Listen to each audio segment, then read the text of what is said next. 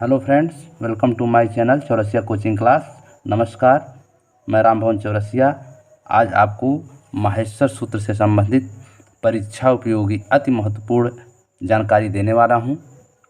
जो हमारा माहेश्वर सूत्र का यह चौथा पार्ट है। 2 पार्ट में मैंने माहेश्वर सूत्र को कंठस्थ कराया है अपने कविता और कहानी और मतलब व्याख्या के द्वारा, और वह बहुत ही महत्वपूर्ण वीडियो है।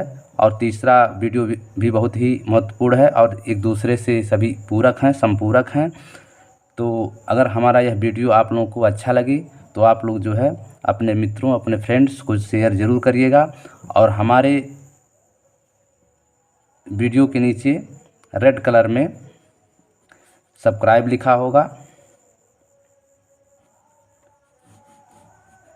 इसको आप टच करेंगे तो 3 घंटी दिखाएगी, जो ऊपर की घंटी होगी उसमें आल लिखा होगा। इसको जब आप टच करेंगे तो हमारा चैनल सब्सक्राइब हो जाएगा और हमारे सभी महत्वपूर्ण वीडियो आपको सबसे पहले पहुंच जाएगा। ठीक है, तो हम ज़्यादा समय न लेते हुए अपना वीडियो स्टार्ट करते हैं। तो मैंने आपको माहेश्वर सूत्र से संबंधित बहुत सी जानकारियाँ दे चुके हैं और देना भी चाहते हैं। तो यहाँ देखिए लिखा हुआ है कि माहेश्वर सूत्रों में क्या खूबियाँ हैं। जो माहेश्वर सूत्रों में क्या खूबियाँ हैं, उसकी क्या विशेषताएं हैं, उससे संबंधित मैं आपको अवगत करा रहा हूँ। तो देखिए यहाँ लिखा है माहेश्वर सूत्रों में 4 सबसे पहले स्वर हैं। जो 14 माहेश्वर सूत्र हैं, उन 14 माहेश्वर सूत्रों में जो पहले 4 माहेश्वर सूत्र हैं वो है आपके जो हैं उसमें सिर्फ स्वरों की गणना किया गया है। ठीक है, आप यहाँ देख सकते हैं कि जैसे देखिए ये पहला है अ इ उड़ रि ऋक ए ओंग ऐ ओच। ये जो 4 माहेश्वर सूत्र हैं ऊपर से ये जो है आपके क्या है, इसमें सिर्फ जो है स्वरों की बात की गई है। जैसे पहले में अ इ उ और रि रि ए ओ ऐ और फिर औ। तो कुल मिलाकर कितने हो गए?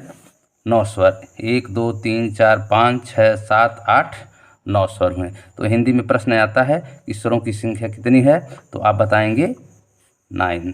ठीक है, लेकिन कहीं कहीं जो है अगर 9 नहीं है 13 है तो आप 13 को भी ट्रिक लगा सकते हैं, या 9 और 13 दोनों है तो आप जो है जो महर्षि पाणिनि ने माहेश्वर सूत्र के द्वारा बताया है कि 9 ही होते हैं तो आप 9 पर ही ट्रिक लगाएंगे।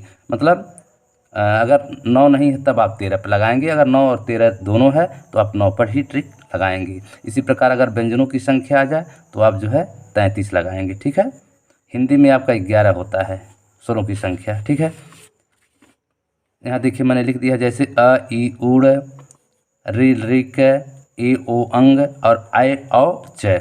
ठीक है, तो ये आपका जो है ये क्या है, इत संज्ञक है, इसका गणना नहीं किया जाता है, बचता है ए यू रि रि ए औ ऐ औ। ठीक है, तो कुल मिलाकर 9 जो है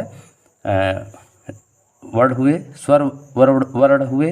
तो माहेश्वर सूत्र में ये बात आप ध्यान रखिएगा। मैं इसी तरह आपको याद करा रहा हूँ कि जिससे कि आप किसी भी तरह से अगर वो माहेश्वर सूत्र से संबंधित आपको फंसाना चाहे, आपका ध्यान भंग करना चाहे तो आप मत भंग होइएगा। तो ये जो है आपका प्रथम माहेश्वर सूत्र हो गया अयूड़, दूसरा हो गया ऋऋक और तीसरा हो गया अयोंग और चौथा हो गया ऐ ओच। ठीक है, तो पहले, दूसरे, तीसरे और चौथे में आपका क्या है, केवल स्वरों की बात की गई है, स्वरों की संख्या दिया गया। कुल कितने स्वर हैं? 9। ठीक है, तो 4 माहेश्वर सूत्रों में जो है आपको जो है सिर्फ स्वरों की बात बताया गया है। इसको हम यच भी कहते हैं। क्या कहते हैं? यच प्रत्याहार या यच माहेश्वर सूत्र। तो इसमें जो पहला वर्ड है यह है और लास्ट वाला च है, तो दोनों को जोड़ेंगे तो बनेगा यच।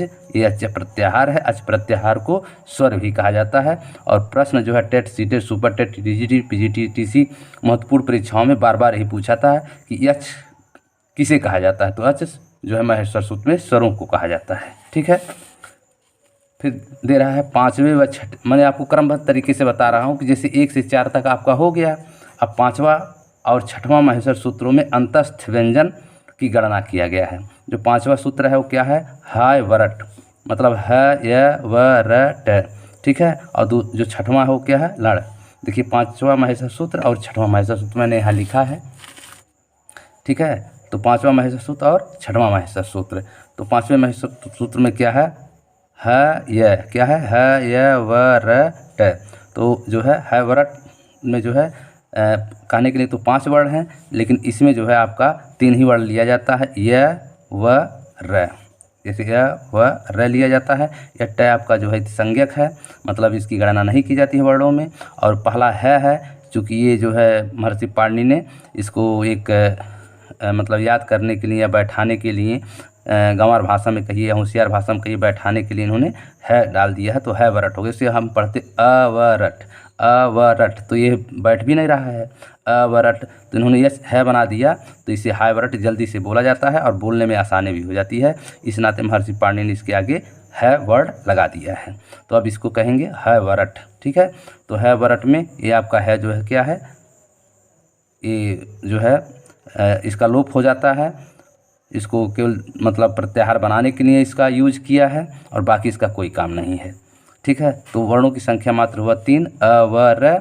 और जो आप जानते हैं कि 5वां जो और 6वां जो माहेश्वर सूत्र है, यह अंतस्थ व्यंजन है। क्या है, अंतस्थ व्यंजन। प्रश्न आता है कि 5वां और 6वां माहेश्वर सूत्र में किन वर्णों का व्यंजन व्याख्या किया गया है माहेश्वर सूत्र में, तो अंतस्थ व्यंजन का किया गया है, ठीक है। तो 5वां 6वां हो गया अंतस्थ व्यंजन और पहला से चौथा हो गया स्वर वर्ण, ठीक है।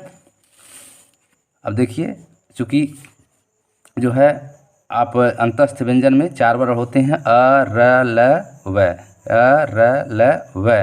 तो जो आपका 6वां माहेश्वर सूत्र है उसमें लड़ है, लड़ में सिर्फ हम ल लेंगे, ड़ जो है संज्ञक है, इसको कट जाएगा तो बचेगा ल। तो यहाँ हो जाएगा अ र ल व। अंतस्थ व्यंजन को ही अर्धस्वर व्यंजन भी कहते हैं। कौन सर, अर्ध स्वर व्यंजन, ठीक है।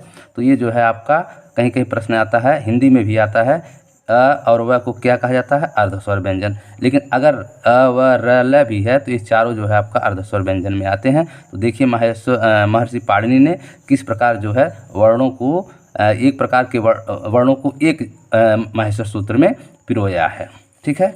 तो जो 5वां और 6वां है वो माहेश्वर सूत्र कौन है, अंतस्थ व्यंजन, ठीक है। अब देखिए 7वें माहेश्वर सूत्र में वर्गीय स्पर्शीय व्यंजन का 5वां अक्षर है, ठीक है। जो 7वां माहेश्वर सूत्र है वो क्या है आपका 5वां अक्षर है, जिससे नासिक या अनुनासिक व्यंजन भी कहते हैं। इसमें कौन सूत्र है, अमंगड़नम, ठीक है। तो अमंगड़नम में जो है आप देखिए कि जो ये मैं 2 बार आया है, एक यहाँ मैं आया है और एक यहाँ मैं आया है। तो जो लास्ट वाला मैं है ये संज्ञक है, इसको नहीं ऐड करते हैं, तो बचेगा य म अंग ड़ न। तो ये 5 वर्ड बचे। ये आपका 7वां माहेश्वर सूत्र है। कौन सूत्र है, जो 5वां माहेश्वर सूत्र अमंगड़नम, ये वर्गीय व्यंजन का 5वां वर्ड है, ठीक है। लास्ट में से क ख ग घ अंगा यहाँ आ गया। उसके बाद च छ ज झ यहाँ आपका पहला हो गया। फिर ट ठ ड ढ अड़ा आपका यहाँ हो गया।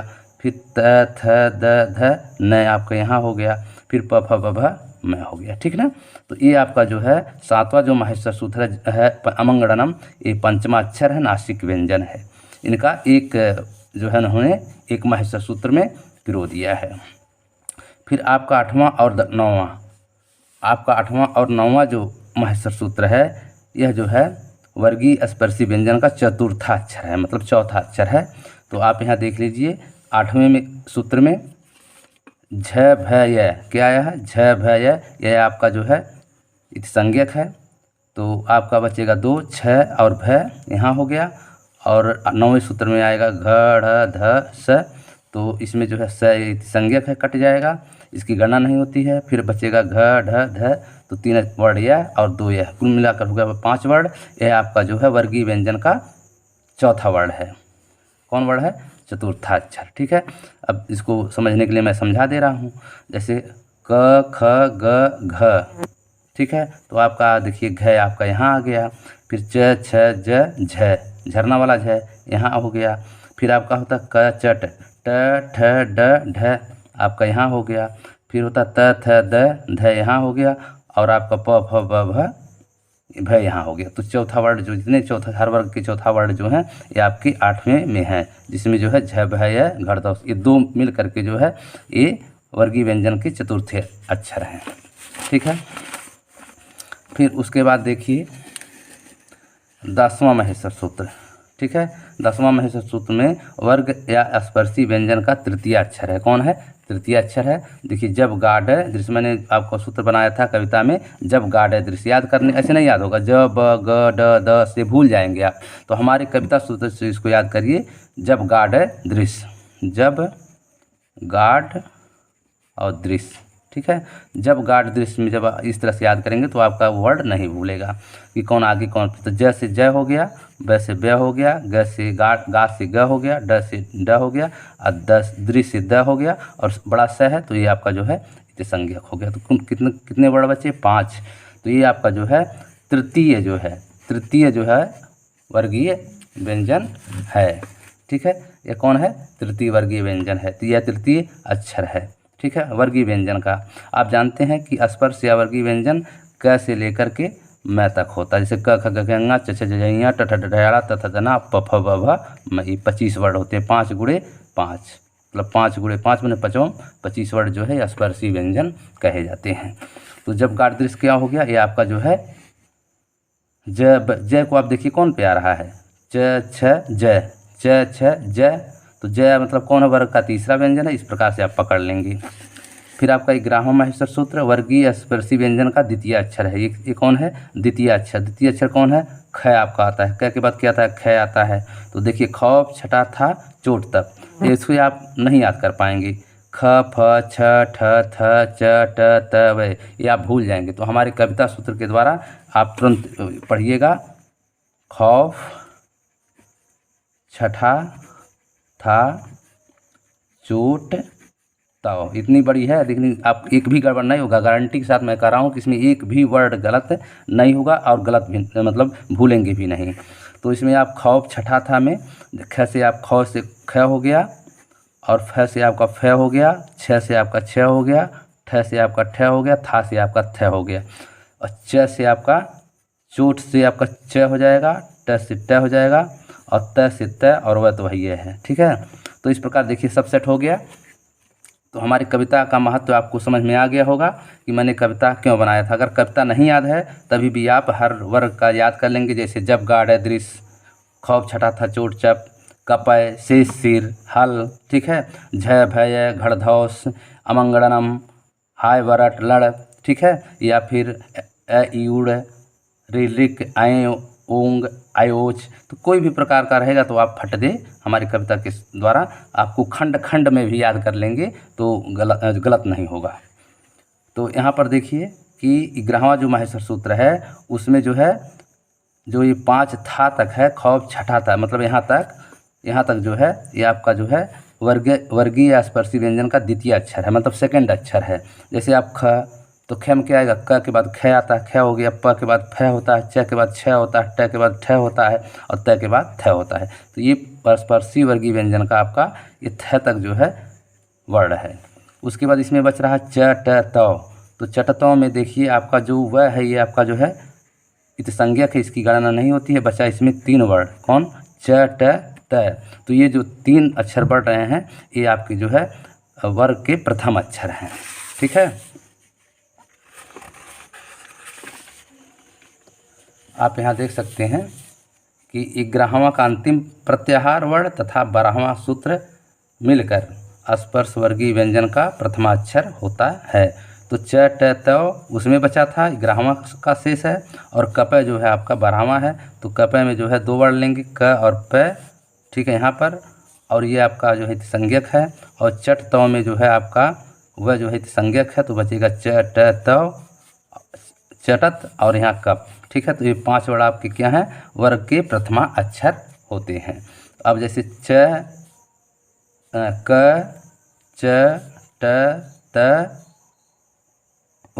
कचट तप, तो जैसे क ख ग घ अंगा, च छ ज झ इया, ट ठ ड ढ ड़ त थ ध न प फ ब भ म। तो ये जो 5 वर्ड हैं ये आपके वर्ग के प्रथमा। किस प्रकार महर्षि पाणिनि ने किस तरह और क्रमबद्ध तरीके से वैज्ञानिक ढंग से उन्होंने माहेश्वर सूत्र का रचना की है और किस कारण से की है, इसका महात्म्य आपने समझा होगा कि उन्होंने जो है माहेश्वर सूत्र को जो है स्पर्शी व्यंजन में, वर्गीय व्यंजन में, प्रथमाक्षर में, द्वितीय अक्षर में, तृतीय अक्षर में, चतुर्थ अक्षर में, अंतस्थ व्यंजन में, उष्म व्यंजन में और स्वरों में विभाजित किस प्रकार 14 माहेश्वर सूत्रों को किया है।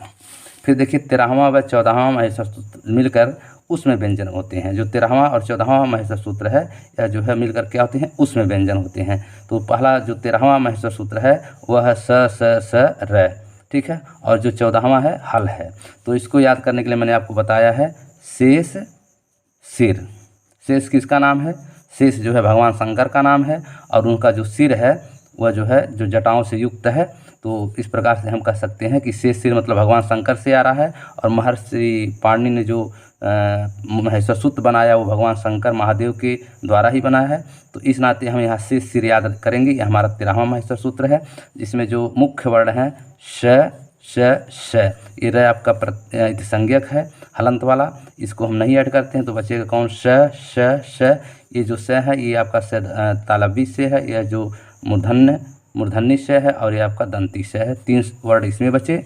और ये चौथा आपका है जो है इसमें दिया था हल में, ये जो 14वां महेश्वर सूत्र है इसमें जो है ल जो है इति संज्ञक है, इसको हम नहीं ऐड करते हैं, ल लेते हैं। तो इस प्रकार 3 1 कितना हो गया 4। तो 13वां और 14वां महेश्वर सूत्र मिल करके जो है कौन व्यंजन बनता है, उसमें व्यंजन। कौन, उसमें व्यंजन। तो उसमें व्यंजन में कौन कौन वर्ड आते हैं, श और है, ठीक है। तो ये जो 13वां 14वां है ये महेश्वर सूत्र जो है आपका उस व्यंजन का वर्गीकरण करता है, ठीक है। अब आप आगे देखिए, इसमें जो मैंने बार बार आपके सामने इत संज्ञा हलंत की बात बार बार मैं कर रहा हूँ, तो वो क्या चीज़ है कि आपको बार बार जो है परेशान किया हुआ कि बार बार हम जो है इत संज्ञा कह रहे हैं। इसको आपको जानना बहुत ही आवश्यक है, क्योंकि संस्कृत में आ जाता है कि जैसे आ जाएगा विकल्प में अ ई उ ड़, ऐसे आ जाएगा नंबर 1, नंबर 2 और नंबर 3, नंबर 4। इसमें पूछेगा अ ई उ ड़ में इति संज्ञक वर्ण कौन है। क्या पूछेगा, इति संज्ञक वर्ण कौन है। तो इसमें आपको दिमाग लगा, जब आप सुने नहीं होंगे कभी पहले इति संज्ञक वर्ण क्या होता है तो आप फंस जाएंगे। आप जो है वीडियो देखे नहीं रहे होंगे पूरा, तो आप फंस जाएंगे, कहेंगे अब तो हमको आ गया सब कुछ। लेकिन आपको पूरा वीडियो देखना है, ऐसे प्रश्न आते हैं। तो जैसे आपका प्रश्न आ जाएगा, पर मैं थोड़ा बढ़िया तरीके से बता दे रहा हूँ। जैसे प्रश्न आ जाएगा इत संज्ञक या इत संज्ञा, इस किसी तरह से आ सकता है, वर्ण पहचानिए। अब इसमें आ जाएगा, मान लीजिए अण प्रत्याहार का दे दिया उठा करके, अण प्रत्याहार का, ठीक है, A B C और D। तो हो जाएगा अण प्रत्याहार में कौन कौन वर्ण आता है, पहला आता है अ छोटा य, छोटी ई, छोटा उ और ड़, और लास्ट में ये हलंत रहेगा। तो इति संज्ञक वर्ण कैसे आप पहचानेंगे, बहुत ही आसान है इति संज्ञक वर्ण पहचानना। जो किसी भी वर्ण के पीछे या नीचे जो हलंत जब जहाँ लगे रहे, देखिए इसमें आपका हलंत नहीं है, इसमें भी हलंत नहीं है, इसमें भी हलंत नहीं है, केवल एक वर्ण में हलंत है। पहला पहचान ये हो गया कि जिसमें हलंत लगा हो, ठीक है। हलंत आप जानते हैं कि किसी वर्ण के पीछे से क है, इसके नीचे है लग गया तो ये आपको हलंत कहा जाता है। इसको हल से हलंत। और हल कहाँ होता है, जैसे मान लीजिए हल होता है ना, ये हल आपको मैं बता दूं, जैसे ये हल है, खेतों में आप किसान होंगे या किसान के बच्चे होंगे तो आपको मालूम होगा कि जैसे हल कैसे होता है, यहाँ मुठिया होता है और ये आपका हल होता है, ये आपका, ठीक है।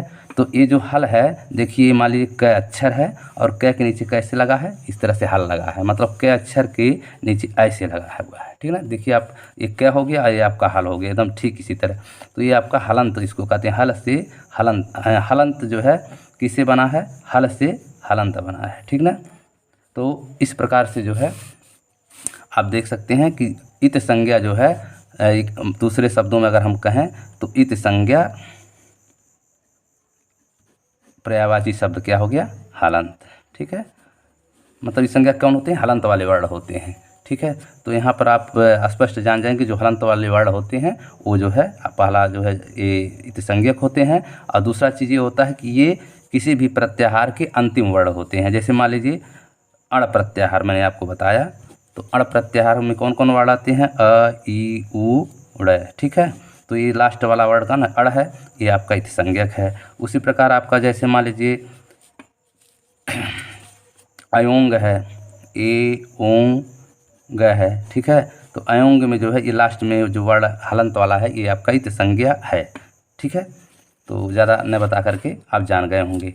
तो 13वां व 14वां महेश्वर सूत्र मिल करके उसमें व्यंजन होते हैं, जैसे श श और छोटा बड़ा स को हम जो है तालबी से और पेटफुरुआ स को जो है मूर्धन्य से और छोटा स को दंती से कहते हैं। और है जो है आपका कंठ काकल्य है, कंठ काकल्य, ठीक है, वर्ण है, ठीक है। तो ये जो है आपका क्या हो गया, ऊष्म व्यंजन हो गया। तो हम आपको बता रहे थे इति संज्ञा, ठीक है। तो इति संज्ञा की आप परिभाषा देख लीजिए, बहुत ही इंपॉर्टेंट चीज़ है, एक बार आपके ध्यान और कान में यह शब्द या वर्ड आना जरूरी है। तो चतुर्दश माहेश्वर सूत्रों के अंत में, चतुर्दश मतलब 14, चतुर मतलब 4 और 10 माने 10, 14 माहेश्वर सूत्रों के अंत में जो हलंत वाले व्यंजन वर्ण हैं उन्हें इति संज्ञक वर्ण कहते हैं। क्लियर। कुल 14 इति संज्ञक वर्ण होते हैं, क्योंकि 14 माहेश्वर सूत्र कितना है, 14 है। तो 14 माहेश्वर सूत्र हैं, तो और 14 माहेश्वर सूत्र के लास्ट में जो लास्ट वर्ण है वो आपका इति संज्ञक वर्ण है। तो कितने जो है इति संज्ञक वर्ण होंगे, 14। कितने होंगे, 14 इति संज्ञक होंगे। उदाहरण के लिए मैं आपको दिखा दे रहा हूँ।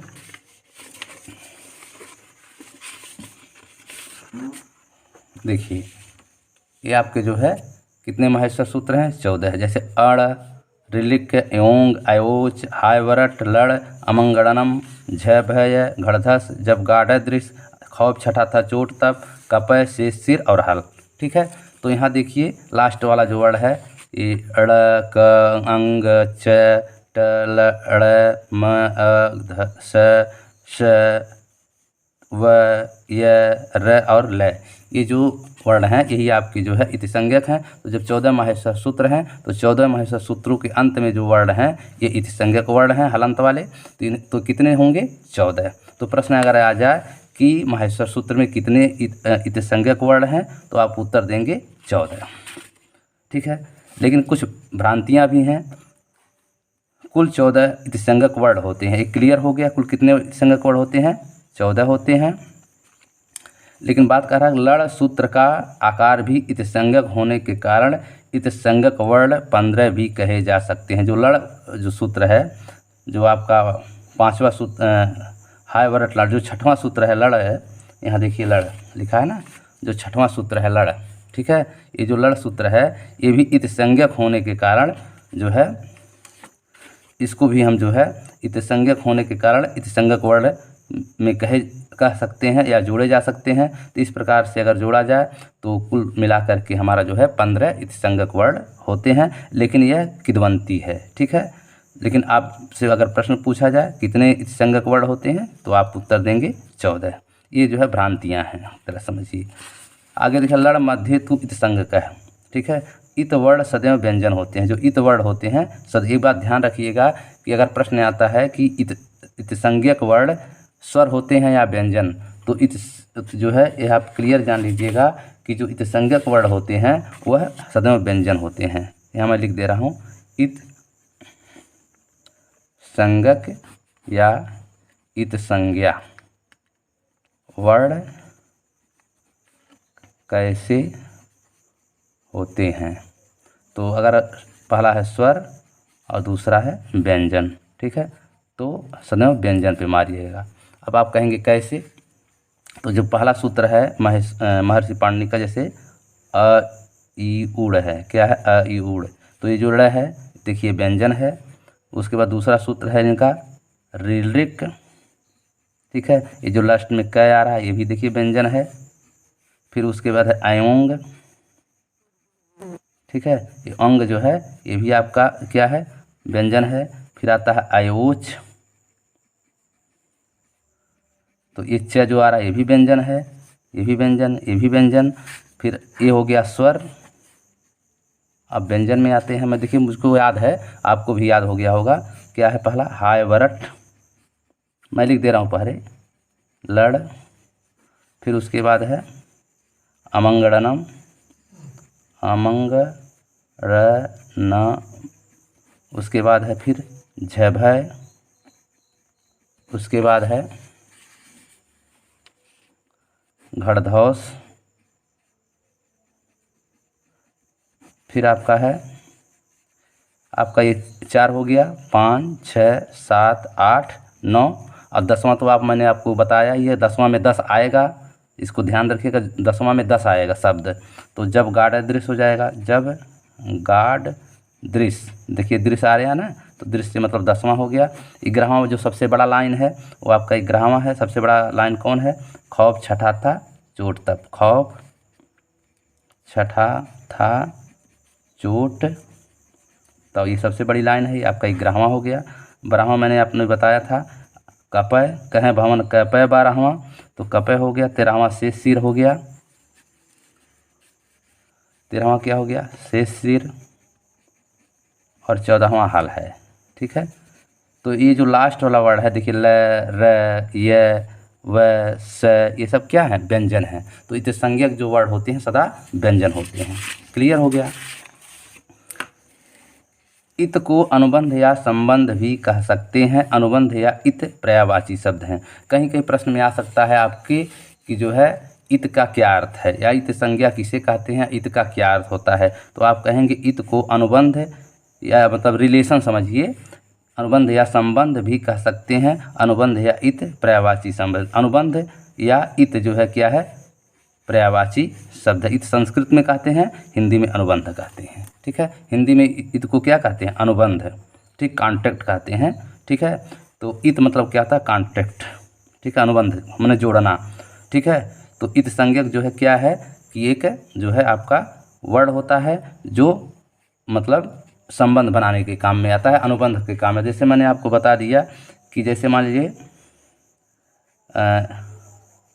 कम शब्द है। ठीक है, कोई शब्द क्या कम है, अगर इसमें लय हम जोड़ दें तो क्या हो जाएगा? कमल। लिखना था तो हमको कम, लिखना क्या था? कम, लेकिन इसमें हमने लय जोड़ दिया तो एक और वर्ड बन गया कमल। क्या बन गया? कमल। लेकिन यहाँ पर लय जो है इत संज्ञा है, इसको हम नहीं ऐड करते। हमारा सिर्फ कहने का अर्थ यहाँ कम था, लेकिन कम हमको याद नहीं रहेगा। अगर हम इसमें लय जोड़ देते हैं तो हो जाएगा कमल, और कमल हमको हरदम याद रहेगा, सदैव याद रहेगा। इस नाते मैंने इसमें लय इत संज्ञा लगा दिया। ठीक ना, तो कहने का मतलब हमको लिखना था केवल क, याद करना था केवल कम, लिखना था कम, लेकिन मैंने इसमें लय जोड़ दिया तो हो गया कमलम। तो कमल हो गया। तो ये लय आपका क्या है? इत संज्ञक है, व्यंजन है। तो इसको जो है अगर हम इसका प्रत्याहार बनाएंगे तो हो जाएगा पहले वर्ड क और दूसरा लय, क्या हो जाएगा? कल। अब इस कल में जो है कमल छुपा हुआ है। ठीक है, तो ये क्या लय जो है क्या काम कर रहा है? एक अनुबंध बना रहा है, याद करने के लिए, कंठस्थ करने के लिए, बोलने के लिए, तुकांत के लिए। ठीक है, अब आगे आते हैं। तो दिया है माहेश्वर सूत्रों में ड़ इत संज्ञक वर्ड 2 बार आया है। ये बहुत महत्वपूर्ण जानकारी है, बहुत बार पूछा जाता है टेट सीटेट सुपर टेट में कि माहेश्वर सूत्र में ड़ इत संज्ञक वर्ड कितने बार आता है। तो जो है ड़ जो वर्ड है ये इत संज्ञक है, मतलब ये लास्ट में जो है आपका क्या है? इत संज्ञक है। तो माहेश्वर सूत्रों में जो ड़ है ये कै बार आता है? मैंने आपको बताया है 2 बार आता है। कहाँ कहाँ आता है? एक बार जो है अण प्रत्याहार में और एक जो है लड़ प्रत्याहार में। अण कौन है? ये आपका जो है पहला माहेश्वर सूत्र है, और ये लड़ जो है आपका हाय वरट लड़, तो ये आपका ये 6वां में आता है। ठीक, तो ये आपका हो गया। देखिए यहाँ पर भी ड़ आया है और लड़ में आया है, ये 2 जगह लड़ आया है। ठीक ना, एक जो है अंग अड़ प्रत्याहार में यूड़ में और दूसरा लड़ में। ठीक है, तो उसके बाद देखिए यहाँ लिखा हुआ है माहेश्वर सूत्रों में है वर्ड 2 बार गिना गया है। मैं आपको जो माहेश्वर सूत्र है उस माहेश्वर सूत्र में क्या क्या विशेषताएं हैं, क्या क्या खूबियां हैं, कौन शब्द क्यों डाला गया है, कौन शब्द कहाँ पर डाला गया है, ये सारी चीज़ मैं आपको यहाँ सॉल्व कर रहा हूँ। तो यहाँ देखिए लिखा है माहेश्वर सूत्र में है वर्ड कितनी बार आया है? 2 बार में। इसको भी आप जान लीजिए क्योंकि आपको याद रखना पड़ेगा। ड़ और है जो है ये 2 बार आया है। ठीक है, ड़ जो है इत संज्ञक है और है जो है वर्ड है। ठीक है, तो माहेश्वर सूत्र में है वर्ड 2 बार गिना गया है। पहला 5वें सूत्र में हाय वरट में, और दूसरा जो है 14वें सूत्र में जो है हल आया है। ठीक है, तो देखिए हाय वरट, मैंने यहाँ तो मैंने जो कविता बनाया उसको बनाया हाय वरट नहीं याद होगा आपको, लेकिन मेरी कविता जो मैंने बनाया है उसको तुरंत याद हो जाएगा। तो इसको हाय वरट नहीं याद कर पाएंगे, बल्कि हाय वरट याद करिए, हाय वरट। तो हाय वरट में आपका जो है आया है पहले जो है ये 5वें सूत्र में, और हल जो है 14वें सूत्र में आया। तो ये जो है ये इसमें देखिए मैंने आपको बताया था अंतस्थ व्यंजन है। तो अंतस्थ व्यंजन में जो है लव आता है, तो इसमें जो है आता नहीं है, इस नाते ये लोप हो जाता है, इसको हम गणना नहीं करते हैं। तो बचेगा यह र यह व रह बचेगा। ट जो है संज्ञक है, इसकी भी गणना नहीं करेंगे। और दूसरा जो 14वां सूत्र हल है, इसमें है जो है वर्ण है, ल जो है संज्ञक, इसकी गणना नहीं होती है। लेकिन प्रश्न यहाँ पर ये पूछ रहा है कि है वर्ण कितनी बार आया और कहाँ कहाँ आया है, तो आप बताएंगे हाय वृट में आया है और हल में आया है, 5वें सूत्र में और 14वें सूत्र में। अब यहाँ देखा कारण अट और सल प्रत्याहार में शामिल करने के लिए, ठीक है। तो अट मतलब होता है, अब अट और सल प्रत्याहार में शामिल करने के लिए तो मैं आपको बता दूं, यहाँ देखिए कुल मिलाकर के 14 माहेश्वर प्रत्याहार होते हैं। अब अट प्रत्याहार पूछ रहा है, तो आप लोग ध्यान दें होंगे अट प्रत्याहार कैसे हम बनाएंगे। तो बहुत आसान है, जहाँ यह शुरू हो वहाँ से यह ले लीजिए, और जहाँ ट खत्म हो तहाँ ले लीजिए। तो ये आपका कहाँ शुरू हो रहा है, यहाँ देखिए आपका ये यहाँ से शुरू हो रहा है और ट कहाँ पर है, यहाँ पर है। कहाँ पर है, यहाँ पर है। तो यहाँ से लेकर के मैंने पहला ट जो है किस में आ रहा है, 5वें माहेश्वर सूत्र में आ रहा है। तो जो देखा हाय वरट, तो ट 5वें माहेश्वर सूत्र में आ रहा है, और ये कहाँ आ रहा है, पहले माहेश्वर सूत्र में आ रहा है। तो महर्षि पाणिनि को ये अट जो है प्रत्याहार बनाना था, तो उसमें ऐड करने के लिए उन्होंने है जो है ऐड किया था, ठीक है। तो अब हम अगर कोई कहे अट प्रत्याहार में कितने माहेश्वर सूत्र हैं, तो अट प्रत्याहार में 5 माहेश्वर सूत्र हैं, 1 2 3 4 5। तो अगर अट प्रत्याहार का व्याख्या करना हो तो आपको यहाँ से लेकर के यहाँ तक जितने वर्ण हैं सबका व्याख्या करना पड़ेगा, ठीक। दूसरा कह रहा है कि अट और सल प्रत्याहार में शामिल। सल प्रत्याहार आप बता ही सकते हैं। तो देखिए यहाँ पर स कौन है, बड़ा स है और ल है, ठीक है। तो सल प्रत्याहार देखिए, तो सल प्रत्याहार कहाँ है, ये देखिए आपका वो पहले वाला मैंने बताया है कि अट प्रत्याहार यहाँ से देखिए अ और ट यहाँ पर है, इसके बीच में है आया है। तो ये आपका पहला मजबूरी थी इनकी कि इन्होंने यहाँ पर जो है वर्ण का यूज किया है महर्षि पाणिनि ने। दूसरा सल प्रत्याहार, देखिए सल प्रत्याहार तो स शुरू में होगा, शुरू में स होगा, लास्ट में ल होगा। तो बड़ा स कहाँ पर आया, से सिर में आया है। तो से सिर में देखिए यहाँ पर और ल यहाँ पर है, तो सल हो गया प्रत्याहार। ये पहला वर्ण लेंगे, दूसरा तो क्या हो जाएगा स ल प्रत्याहार। इसमें 2 आता है, एक 13वां माहेश्वर सूत्र, एक 14। तो सल प्रत्याहार को बनाने के लिए जो है इन्होंने हल जो है यहाँ पर है का यूज किया है। तो इस प्रकार से जो है पूरे 14 माहेश्वर सूत्रों में जो है का 2 बार यूज किया गया है, और उसका रीजन था कि अट और सल प्रत्याहार में शामिल करने के लिए, ठीक है। उसके बाद दे रहा है संस्कृत में अच प्रत्याहार को स्वर तथा हल प्रत्याहार को व्यंजन कहा जाता है। ये बहुत अच्छी चीज़ है, जानकारी भी होता है, बार बार प्रश्न आता है टेट सीटेट सुपर टेट में कि संस्कृत में जो है स्वरों के समूह को क्या कहा जाता है, किस प्रत्याहार में आता है, अच प्रत्याहार में। किस में आता है, अच प्रत्याहार में। और जो व्यंजन है वो हल प्रत्याहार में आता है। अब कैसे, उसको भी मैंने शॉर्टकट में बता दे रहा हूँ। देखिए मैंने कई बार बता दिया, अ ई उ री री ए औ आए ओ, ठीक है। तो ये जो वर्ण हैं ये पहले, दूसरे, तीसरे और चौथे पंक्ति में आ रहे हैं, चौथे माहेश्वर सूत्र में आ रहे हैं। तो इसका पहला वर्ण लेंगे और इसका लास्ट वर्ण लेंगे, तो ये क्या कौन प्रत्याहार हो जाएगा, अच।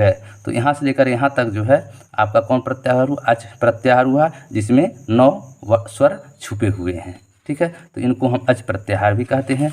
उसी प्रकार जो हल प्रत्याहार है, पहला वर्ण लेंगे, 5वें में है और यहाँ लास्ट में ल लेंगे।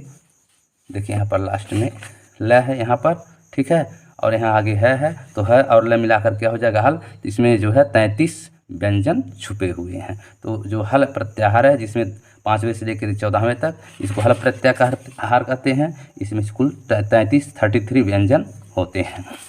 अच प्रत्याहार में कुल 4 माहेश्वर सूत्र हैं। फिर मैंने संक्षिप्तीकरण कर दिया है कि जो अच प्रत्याहार, प्रश्न भी आ सकता है कि अच प्रत्याहार में कुल कितने माहेश्वर सूत्र हैं, तो 4। और हल प्रत्याहार में कुल कितने माहेश्वर सूत्र हैं, 10 माहेश्वर। 10 4 कितना हो गया, 14 माहेश्वर सूत्र। अब प्रश्न आता है उपदेश क्या है। कभी चूँकि आप संस्कृत पढ़ रहे हैं तो संस्कृत का वर्ण जो है वो अपने आप में एक खूबी लिए रहता है, एक विशेषता लिए रहता है। तो इस नाते उसको आपको संस्कृत भाषा के परिभाषा में आपको बताना पड़ेगा, न कि अपने परिभाषा में। हिंदी की परिभाषा में उसको आप नहीं बता सकते, आपको संस्कृत की परिभाषा में उपदेश बताना पड़ता है। उपदेश मतलब जो है क्या होता है, दूसरे को सलाह देना, ये हिंदी में होता है, ठीक है। लेकिन संस्कृत में इसका अर्थ नहीं होता है। संस्कृत में होता है कि वह वर्ण, वह शब्द जो पहली बार किसी के मुख से निकला हो, उसको उपदेश कहते हैं। शॉर्टकट में मैंने सरल भाषा में बता दिया कि वह वर्ण या वह शब्द जो पहली बार किसी मुख से निकला हो उसको उपदेश कहते हैं। जैसे आपका जो वो है माहेश्वर सूत्र है वो भगवान शंकर के डमरू से निकला हुआ है, ठीक है। तो वह जो है डमरू क्या है, एक तरह से उपदेश है, ठीक है। और वो कहाँ से निकला, भगवान शिव के द्वारा। तो भगवान शिव का भी उपदेश हुआ, डमरू का भी उपदेश हुआ, और महर्षि पाणिनि ने उसको संयोजित किया तो वो भी एक तरह से उपदेश ही हुआ, ठीक है। तो यहाँ देखिए उपदेश क्या है। पाणिनि व कात्यायन ने जिसका प्रथम उच्चारण या प्रथम बार उच्चारण या पाठ किया उसे व्याकरण शास्त्र में उपदेश कहा जाता है, ठीक है। तो यहाँ देखिए उपदेश क्या है। पाणिनि ने भी जो है माहेश्वर सूत्र सच कहा जाए तो सबसे पहले तो भगवान शंकर जो है उसके जन्मदाता हैं, उसके उपदेशक हैं, ठीक है। लेकिन उसके बाद डमरू की जो ध्वनि निकली वो भी उपदेशक हुआ। उसके बाद पाणिनि ने सुना तो पाणिनि भी उसके उपदेशक हुए।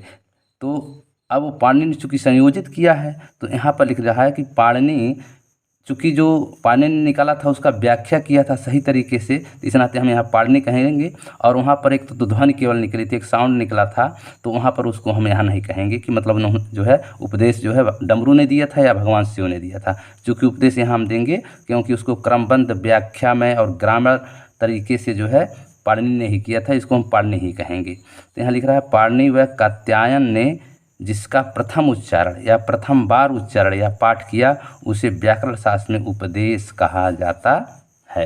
तो जो माहेश्वर सूत्र निकला वो किसके द्वारा जो है क्रमबद्ध किया गया, पाणिनि द्वारा। उसके बाद उसी माहेश्वर सूत्र को कुछ जो है संस्कारित किया गया कात्यायन मुनि के द्वारा, ठीक है। तो इन लोगों के द्वारा ये जो है माहेश्वर सूत्र जो है प्रथम पाठ किया गया, प्रथम बार उच्चारण किया गया, तो ये जो है इनको उपदेशक कहते हैं। तो यहाँ लिख रहा है कि पाणिनि या कात्यायन ने जिसका प्रथम उच्चारण या प्रथम बार उच्चारण या पाठ किया उसे व्याकरण शास्त्र में उपदेश कहा जाता है। और यहाँ संस्कृत में इसका श्लोक भी है, इसे आप स्पष्ट समझ सकते हैं। उपदेश आदो उच्चारणम, मतलब उस उपदेश, वह उपदेश जिसका सर्वप्रथम, आद्यो माने आदि, आदि माने सर्वप्रथम उच्चारण किया गया, वह उपदेश जिसका सर्वप्रथम आदि, आदि आदो से आदि लेंगे, आदि माने प्रथम पहली बार उच्चारण किया गया हो, ठीक है। तो 14 माहेश्वर सूत्रों को महर्षि पाणिनि ने माहेश्वर सूत्र के डमरू को प्रथम बार उच्चारण किया। 14 माहेश्वर सूत्रों को महर्षि पाणिनि ने महेश्वर के डमरू मतलब भगवान शिव के डमरू को प्रथम बार उच्चारण किया, मतलब जो माहेश्वर सूत्र के डमरू से निकला ध्वनि उसका जो है महर्षि पाणिनि ने जो है पहली बार उन्होंने उसका जो है उच्चारण किया। अतः यह 14 माहेश्वर सूत्र भी उपदेश कहलाए। तो ये जो 14 माहेश्वर सूत्र हैं वो क्या है, उपदेश कहलाए। आगे दिया है, अब आप कहेंगे उपदेश क्या है, उपदेश किसे कहते हैं। जैसे भू आदि धातु अउड़ ऋलिक आदि 14 माहेश्वर सूत्राणि उड़ादि सूत्र वार्तिक लिंगानुशासन आगम प्रत्यय और आदेश उपदेश माने जाते हैं। प्रश्न भी आ सकता है कि उपदेश कौन कौन है, तो आ सकता है लिंगानुशासन वो भी उपदेश है, आगम भी जो है उपदेश है, प्रत्यय क्या है उपदेश है, आदेश भी उपदेश है। भू आदि जो धातुआं हैं जैसे भू क्री हैं, तो ये सब क्या हैं, धातु हैं। तो ये जो है भू है, क्री है, और उसके बाद जैसे धावंत का ध है, तो ये सब क्या है, ये जो है धातुएं हैं। तो भू आदि धातु और अयुड़ ऋल के जो है माहेश्वर सूत्र आदि 14 माहेश्वर सूत्राणि उड़ादि सूत्र वार्तिक लिंगानुशासन आगम प्रत्यय और आदेश ये उपदेश माने जाते हैं। इसका जो है संस्कृत में एक सूत्र बनाया गया है, धातु सूत्र गणोड़ादि वाक्य लिंगानुशासनम आगम प्रत्यादेशा उपदेशा प्रतिकृताः लिंगा सुशासनम। एक बार और, धातु सूत्र गणोड़ादि वाक्य लिंगानुशासनम आगम प्रत्यादेशा उपदेशा प्रकृतिताः। तो इस प्रकार से यहाँ कह सकते हैं कि धातु सूत्र गणों अड़ादि वाक्य लिंगानुशासन आगम प्रत्यय आदि आदेश जितने हैं उनको उपदेश कहते हैं, ठीक है। तो इस प्रकार से और भी हमारे जो वीडियो हैं उसको आप देखते रहिए और भी जानकारी जो है आप इसमें प्राप्त करते जाएंगे और बहुत अच्छा जो है हम इसको आप लोगों को बताएंगे, जिससे कि आप लोगों की जो माहेश्वर सूत्र से संबंधित जानकारियां हैं वो आपका भंडारण हो, स्टोरेज हो, और उससे संबंधित कोई भी प्रश्न आवे तो आप जो है बहुत ही आसान तरीके से जो है अपना आंसर दे सकें। और हमारी शुभकामना है कि आप लोग अपने जो मनोकामना है, मनोरथ है, उसको अति शीघ्र प्राप्त करें। और हमारे वीडियो अगर आपको अच्छा लगे तो आप लोग शेयर और सब्सक्राइब अवश्य करें। धन्यवाद।